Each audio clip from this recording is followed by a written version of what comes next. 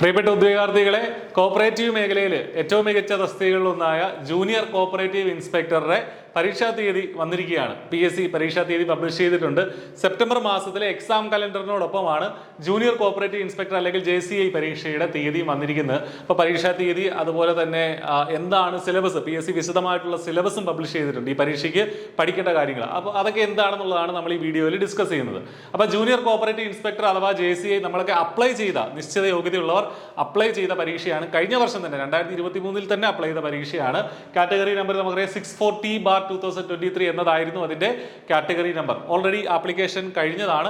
നിലവിൽ ഈ പരീക്ഷയ്ക്ക് അപ്ലൈ ചെയ്ത ആളുകൾക്ക് നിലവിൽ കൺഫർമേഷൻ കൊടുക്കാനുള്ള സമയമാണ്. നിങ്ങൾ കൺഫർമേഷൻ കൊടുക്കുക. നിങ്ങളുടെ പ്രൊഫൈലിൽ ഇപ്പോൾ ആക്റ്റീവ് ആയിട്ടുണ്ടാവും.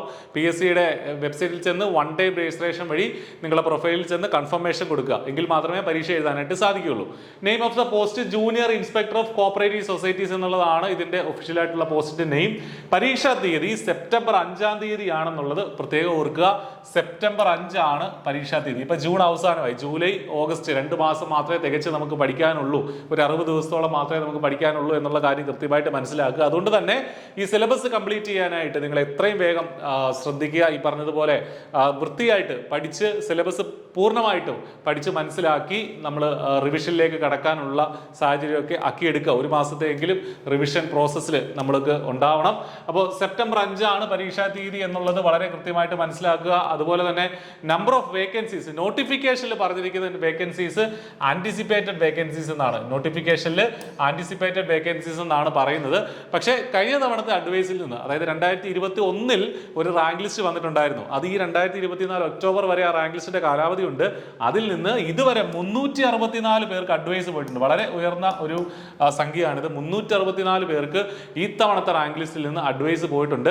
ഇനി വരാനിരിക്കുന്ന റാങ്ക് ലിസ്റ്റിൽ നിന്ന് നമുക്കറിയാം, ഇപ്പോൾ പരീക്ഷ നടന്നാൽ അടുത്ത വർഷത്തേക്കൊക്കെ ഇന്റർവ്യൂ ഒക്കെ ഉണ്ട്. ഇന്റർവ്യൂ ഷോർട്ട് ലിസ്റ്റ് പറഞ്ഞാൽ ഇന്റർവ്യൂ കഴിയണം. അതിനുശേഷം ഫൈനൽ റാങ്ക് ലിസ്റ്റ് അടുത്ത വർഷത്തേക്കൊക്കെ ഉണ്ടാവുള്ളൂ. അതിനുശേഷം 3 വർഷത്തോളം ഈ പരീക്ഷയുടെ ഈ റാങ്ക് ലിസ്റ്റിന്റെ കാലാവധി ഉണ്ടാവും. അപ്പോൾ എന്താണെങ്കിലും ഒരുപാട് വേക്കൻസികൾ വരാനും നിയമനങ്ങൾ നടക്കാനും സാധ്യതയുള്ള ഒരു പരീക്ഷ തന്നെയാണ് നമ്മൾ ഈ പറയുന്ന ഈ ജൂനിയർ കോപ്പറേറ്റീവ് ഇൻസ്പെക്ടർ എന്നുള്ളത്.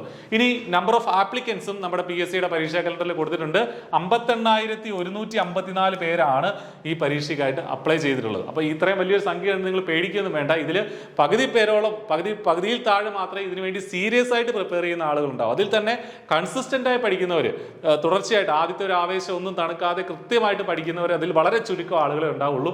അവരോടാണ് നിങ്ങൾ മത്സരിക്കേണ്ടി വരിക. അപ്പോൾ അവരോട് മത്സരിക്കുമ്പോൾ തീർച്ചയായിട്ടും നല്ല നിലവാരത്തിലുള്ള പഠനം നമുക്ക് എപ്പോഴും ആവശ്യമാണ്. അപ്പോൾ ഇതിന്റെ സിലബസിലേക്ക് പോകാം. അതിന് മുന്നേ പറയട്ടെ, I+ ഈ പരീക്ഷയ്ക്ക് വേണ്ടിയിട്ട് വളരെ ഇന്റൻസീവ് ആയിട്ടുള്ള കോച്ചിങ് വളരെ അഫോർഡബിൾ ആയിട്ടുള്ള ഒരു ഫീസിൽ പ്രൊവൈഡ് ചെയ്യുന്നുണ്ട് എന്നുള്ള കാര്യവും നമ്മൾ അറിയിക്കുകയാണ്. കോച്ചിങ്ങിന്റെ സഹായം ആവശ്യമാണെങ്കിൽ തീർച്ചയായിട്ടും I+നൊപ്പം നിങ്ങൾക്ക് ജോയിൻ ചെയ്യാവുന്നതാണ്.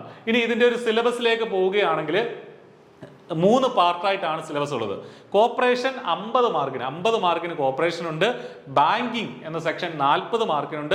IT and cyber law 10 മാർക്കിനുണ്ട്. അങ്ങനെയാണ് 100 മാർക്കിന്റെ സിലബസ് വരുന്നത്. ഇനി കോപ്പറേഷൻ എന്ന് പറഞ്ഞ ഭാഗത്ത് എന്തൊക്കെയാണ് പഠിക്കേണ്ടത്? കൃത്യമായിട്ടുള്ള മാർക്ക് ഡിസ്ട്രിബ്യൂഷനും ഓരോ മൊഡ്യൂളിലും തന്നിട്ടുണ്ട്. അപ്പോൾ ആ മാർക്ക് ഡിസ്ട്രിബ്യൂഷൻ അടിച്ച് അത് ബേസ് ചെയ്തിട്ട് തന്നെ വേണം നിങ്ങൾ പഠനം തുടരാനായിട്ട്. അതായത് കുറച്ച് മാർക്ക്, 1-2 മാർക്കിന് വേണ്ടിയിട്ട് ഒരുപാട് ദിവസം കളയേണ്ടതില്ല. കൃത്യമായിട്ട് മാർക്ക് ഡിസ്ട്രിബ്യൂഷൻ നോക്കി അതനുസരിച്ച് പഠിക്കുക. ഒന്നാമത്തെ മൊഡ്യൂൾ കോപ്പറേഷനിൽ ഒന്നാമത്തെ മൊഡ്യൂൾ എന്നുള്ളത് cooperation and other economic systems എന്നുള്ളതാണ്. രണ്ടാമത്തെ module evolution and development of cooperative principles എന്നുള്ളതാണ്. ഇതൊക്കെ നമ്മൾ CSEBക്ക് വേണ്ടിയിട്ടും ഒക്കെ പഠിക്കുന്ന ഭാഗങ്ങൾ തന്നെയാണ്. അപ്പോൾ ഒന്ന് റീഅറേഞ്ച് ചെയ്ത് വിവിധ മൊഡ്യൂളുകളാക്കി പരീക്ഷയ്ക്ക് വേണ്ടി വെച്ചിരിക്കുന്നത് മാത്രമേ ഉള്ളൂ. Types of cooperatives in India and Kerala, അതിനകത്ത് ഈ പറഞ്ഞതുപോലെ വിവിധ സംഘങ്ങൾ, അതേപറ്റി കോപ്പറേറ്റീവ് സംഘങ്ങളെ പറ്റി നമുക്ക് പഠിക്കേണ്ടതായിട്ടുണ്ട്. ഇൻസ്റ്റിറ്റ്യൂഷൻസിനെ പറ്റി പഠിക്കേണ്ടതായിട്ടുണ്ട്. അതിന് 7 മാർക്കുണ്ട്. Then management and working of major cooperative organisations, കൃത്യമായിട്ട് ഇഫ്കോ, നാഫെഡ്, ക്രിപ്കോ, നബാർഡ്, NDDB, NCDC അങ്ങനെ പറയുന്നുണ്ട്. അത് മാത്രം പഠിക്കുക കേട്ടോ. സിലബസിൽ പറഞ്ഞിരിക്കുന്ന കാര്യങ്ങൾ മാത്രം പഠിക്കുക. അതിന് 5 മാർക്കുണ്ട്. ദെൻ കോപ്പറേറ്റീവ് ഓഡിറ്റ്, CSEB ഉൾപ്പെടെയുള്ള പരീക്ഷകൾക്ക് വളരെ വിശദമായിട്ട് നമ്മൾ പഠിക്കുന്നതാണ് കോപ്പറേറ്റീവ് ഓഡിറ്റ്. അതിന് 6 മാർക്കിന് കോപ്പറേറ്റീവ് ഓഡിറ്റ് നിങ്ങളോട് ചോദിക്കും. ഇഷ്യൂസ് ഇൻ കോപ്പറേറ്റീവ് മാനേജ്മെന്റ്, അത് 6 മാർക്കിനുണ്ട്. ഇതൊക്കെ ആ ലോയുടെ ഭാഗമായിട്ട് വരുന്ന കാര്യങ്ങളാണ്. ദെൻ സെറ്റിൽമെന്റ് ഓഫ് ഡിസ്പ്യൂട്ട്സ്, അതിന് 5 മാർക്കാണ് പറഞ്ഞിട്ടുള്ളത്. സോഴ്സസ് ഓഫ് ഫണ്ട്സ്, അതിനും 5 മാർക്ക് പറഞ്ഞിട്ടുണ്ട്. Cooperative legislation in India and Kerala, അപ്പോൾ ആ ലെജിസ്ലേഷന്റെ ഒരു എവല്യൂഷനും തുടങ്ങിയ കാര്യങ്ങളൊക്കെയാണ് ആ ഭാഗത്ത് പഠിക്കാനുള്ളത്. അതിന് 6 മാർക്കാണ്. ഇത്രയാണ് കോപ്പറേഷൻ, അതായത് ഈ പരീക്ഷയിലെ കോർപ്പറേഷൻ എന്ന് പറഞ്ഞ ഭാഗത്ത് നിന്ന് പഠിക്കാനുള്ളത്. അത് 50 മാർക്ക്. ദെൻ അടുത്ത 40 മാർക്ക് എന്ന് പറയുന്നത് ബാങ്കിങ് എന്ന് പറഞ്ഞ സെക്ഷനിലാണ്. ബാങ്കിങ്ങിൽ എന്തൊക്കെ പഠിക്കാനുണ്ട്? കൊമേഴ്ഷ്യൽ ബാങ്കിങ് 4 മാർക്കിന് പഠിക്കാനായിട്ടുണ്ട്. ദെൻ സെൻട്രൽ ബാങ്കിങ് RBI ആണ് ഇതിനകത്ത് മെയിനായിട്ട് വരിക. സെൻട്രൽ ബാങ്കിങ് 4 മാർക്കിന് പഠിക്കാനുണ്ട്. അപ്പോൾ ഇത് വലിയൊരു സിലബസ് ആണ്, അത് പ്രത്യേകം ശ്രദ്ധിക്കുക. ഒരുപാട് കാര്യങ്ങൾ ഇതിനകത്തുണ്ട്. പക്ഷേ ഇത്രയും ഉള്ള ആ ഒരു പാരഗ്രാഫിന് 4 മാർക്ക് മാത്രമേ ഉള്ളൂ. അപ്പോൾ അതനുസരിച്ച് ക്വാണ്ടിഫൈ ചെയ്തിട്ട് വേണം നിങ്ങളുടെ സമയം അതിന് ഡെഡിക്കേറ്റ് ചെയ്യാനായിട്ട്. ഓക്കെ, സെൻട്രൽ ബാങ്കിങ് ഉണ്ട്. Then Indian commercial banking pre liberalisation പീരീഡിൽ എങ്ങനെയായിരുന്നു ഇന്ത്യൻ ബാങ്കിങ് എന്നുള്ളത് 4 മാർക്ക്.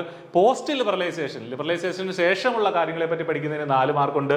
ദെൻ ബാങ്കിങ്, ഇന്ത്യയിലെ ബാങ്കിങ് ലെജിസ്ലേഷൻ അല്ലെങ്കിൽ ബാങ്കിങ് നിയമങ്ങൾ അതേക്കുറിച്ച് പഠിക്കുന്നതിന് 4 മാർക്കുണ്ട്. പ്രാക്ടീസസ് ഓഫ് ബാങ്കിങ് അതിന് 4 മാർക്ക്. അത് കൃത്യമായിട്ട് പറയുന്നുണ്ട്. കസ്റ്റമർ ഉൾപ്പെടെ കസ്റ്റമർ സെൻട്രിക് ആയിട്ടുള്ള കുറച്ച് കാര്യങ്ങളാണ് ഈ ഒരു മൊഡ്യൂളിനകത്ത് വരുന്നത്. പ്രാക്ടീസസ് ഓഫ് ബാങ്കിങ്ങിൽ അതിന് 4 മാർക്കുണ്ട്.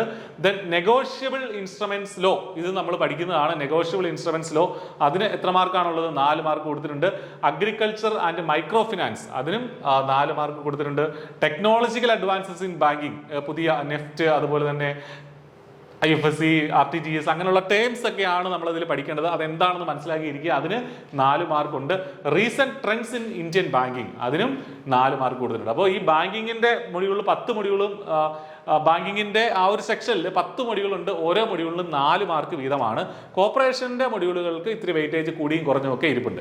ബാക്കി 10 mark IT and cyber law ആണ്. ഇത് ഈ ഇടയ്ക്ക് നമ്മൾ ഈ പറഞ്ഞ കോർപ്പറേഷൻ ഫീൽഡുമായി ബന്ധപ്പെട്ട് എഴുതിയ KRFED ഉൾപ്പെടെയുള്ള LD ക്ലർക്ക് ഉൾപ്പെടെയുള്ള പരീക്ഷകൾക്ക് വന്ന അതേ സിലബസ് തന്നെയാണ് IT ആൻഡ് സൈബർ ലോയ്ക്കുള്ളത്. 10 മാർക്ക് അതാണ്. അപ്പോൾ അത് അതുപോലെ തന്നെ പഠിച്ചാൽ മതിയാകും. അപ്പോൾ ഇത്രയാണ് ഈ ഒരു ജൂനിയർ കോർപ്പറേറ്റീവ് ഇൻസ്പെക്ടർ എന്ന് പറഞ്ഞ പരീക്ഷയുടെ സിലബസ് എന്ന് പറയുന്നത്. വളരെ വിശാലമായ സിലബസ് ആണ്. അതുകൊണ്ട് തന്നെ സിലബസ് പ്രിന്റ് എടുത്ത് വെച്ച് കൃത്യമായിട്ട് മാർക്ക് ചെയ്ത് മാർക്കിനനുസരിച്ച് എത്ര മാർക്കാണോ വെയിറ്റേജ് ഉള്ളത് അതനുസരിച്ച് സമയം കൊടുത്ത് വേണം നമ്മൾ പഠിക്കാനായിട്ട്. വാരി വലിച്ച് അവിടുന്ന് ഒന്നും പഠിക്കേണ്ട കാര്യമില്ല. സിലബസിൽ ഇല്ലാത്ത കാര്യങ്ങൾ പഠിക്കുകയേ വേണ്ട. സിലബസിലുള്ളത് വളരെ കൃത്യമായിട്ട് നോക്കുക. ഓക്കെ, അപ്പോൾ ഈ കാര്യങ്ങളൊക്കെ ഈ സിലബസൊക്കെ ഇൻക്ലൂഡ് ചെയ്തിട്ടാണ് I+ വളരെ ഇൻറ്റൻസീവായിട്ടുള്ള കോച്ചിങ് പ്രൊവൈഡ് ചെയ്യുന്നത്. നിങ്ങൾക്ക് I+ന്റെ കോഴ്സിൽ വളരെ ചെറിയ ഫീസിൽ ഇപ്പോൾ എൻറോൾ ചെയ്യാനായിട്ട് സാധിക്കുന്നതാണ്. അപ്പോൾ ഒട്ടും വൈകണ്ട, പഠിച്ചു തുടങ്ങാം. കോപ്പറേറ്റീവ് മേഖലയിലുള്ള ഉദ്യോഗാർത്ഥികളെ സംബന്ധിച്ച് ഒരു സുവർണ്ണ അവസരം തന്നെയാണിത്. മികച്ച ഒരു ജോലിയാണ് നമുക്ക് ഈ കോപ്പറേറ്റീവ് ഇൻസ്പെക്ടർ എന്ന് പറഞ്ഞ പരീക്ഷ വഴി കൈവരുന്നത്. അപ്പോൾ ഒട്ടും വൈകണ്ട, പഠനം ആരംഭിക്കുക. മികച്ച ഒരു സർക്കാർ ജോലിയിലേക്ക് നടന്നെടുക്കുക. All the very best.